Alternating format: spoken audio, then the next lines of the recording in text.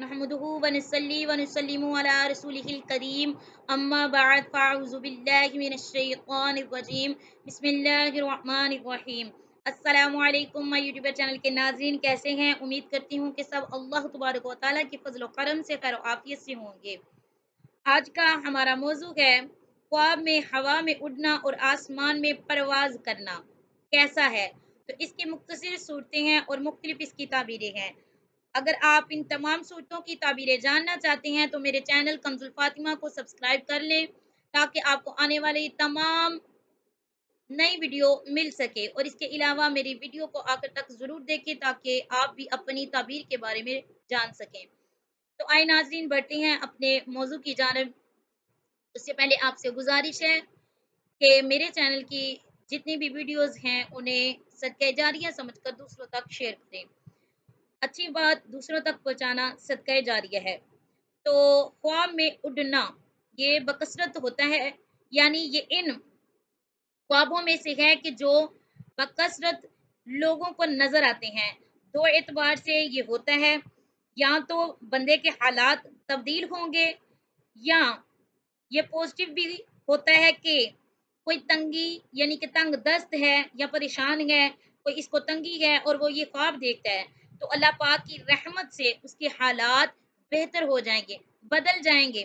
اور اس کے علاوہ دوسرا، بعض اوقات ہمیں کوئی سفر کرنا ہوتا ہے یا کوئی ارادہ ہوتا ہے اور ہم کر نہیں رہے ہوتے، تو یہ خواب اس بات کی بھی دلیل ہوتی ہے کہ جو خواب دیکھنے والا ہے وہ ان قریب سفر کر رہے ہیں، سفر اختیار کر لے یا سفر اختیار کرے گا، یعنی کہ یہ سفر کرنے کی بھی دلیل ہے، علامت ہے۔ خواب میں ٹائمنگ بھی اس چیز پر ہے، یعنی کہ جو آپ خواب دیکھ رہے ہیں وہ ٹائمنگ پر بھی ڈیپینڈ کرتا ہے کہ آپ نے کس وقت وہ خواب دیکھا ہے۔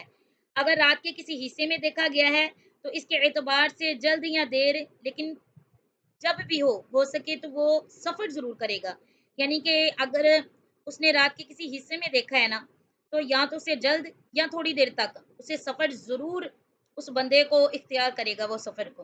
اور البتہ ہوا میں اڑتے ہوئے اپنے آپ کو دیکھنا، ایسی کیفیت میں اپنے آپ کو دیکھنا کہ یہ بادلوں میں یا آسمانوں میں بندہ غائب ہو گیا ہے، تو یہ تعبیر کے اعتبار سے اچھی نہیں ہو سکتی۔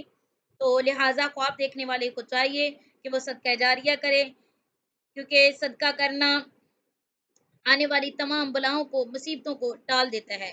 اور میری تمام ناظرین سے گزارش ہے کہ جتنا ہو سکے بلا ناغہ اس سفر کے مہینے میں آپ لوگ شام کے وقت اور صبح کے وقت سیر کے لیے نکلیں، کیونکہ اس مہینے میں سیر و تفریح کرنا، سیر کرنا یعنی کہ واک کرنا، یہ انسانی جسم کے لیے بہترین عمل ہے۔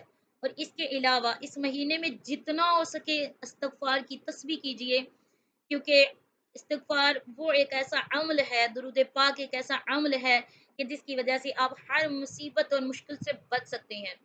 اور اس کے علاوہ میری آپ ناظرین سے گزارش ہے کہ وہ لوگ جو درود پاک کو پڑھتے ہیں لیکن صحیح سے اس سے پڑھ نہیں رہے، تو ان سے گزارش ہے کہ درود پاک کو جب بھی پڑھے صحیح الفاظ میں، صحیح معنی میں پڑھے، یعنی کہ نبی کریم صلی اللہ علیہ وسلم کا نام لیا جاتا ہے۔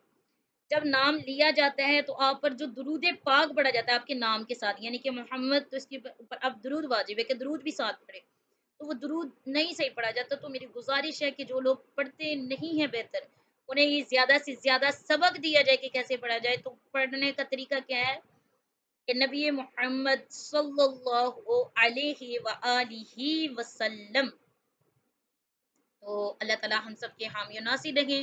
آخر دعوانا ان الحمد للہ رب العالمین۔